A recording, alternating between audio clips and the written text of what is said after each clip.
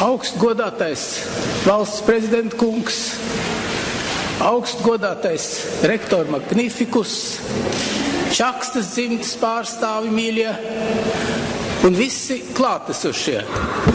Man ir ļoti liels gods runāt par Jāni Čaksti no šīs tribīnes, kur viņš pats savulaik saņēma Latvijas Universitātes goda doktora grādu un nolasīja savu akadēmisko lekciju par kompetences nozīmi valsts vadīšanā. Par kompetences nozīmi valsts vadīšanā.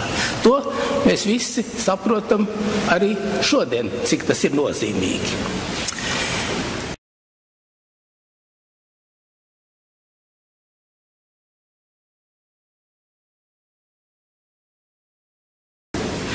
Un pašās beigās es tikai gribētu izteikt vienu ierosinājumu. Var jau diskutēt par senu vēsturisku vietu nosaukumu maiņu. Taču, ja Basteja bulvārs pat ir atkal kļūst par Zigfrīda Meirovica bulvārs, tad taisnīgums prasītu, lai pils laukumam atdotu Jāņa Čakstes laukuma nosaukumu, kāds tam ir bijis no 1927. līdz 1940. gadā, neraugoties uz visu Kārļa Ulmaņa nepatiku.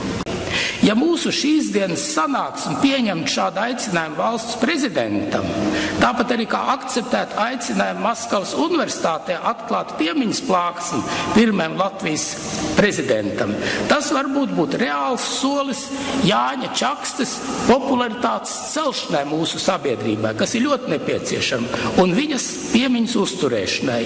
Tātad arī Latvijas demokrātijas tradīciju akcentēšanai. Paldies par uzmanību!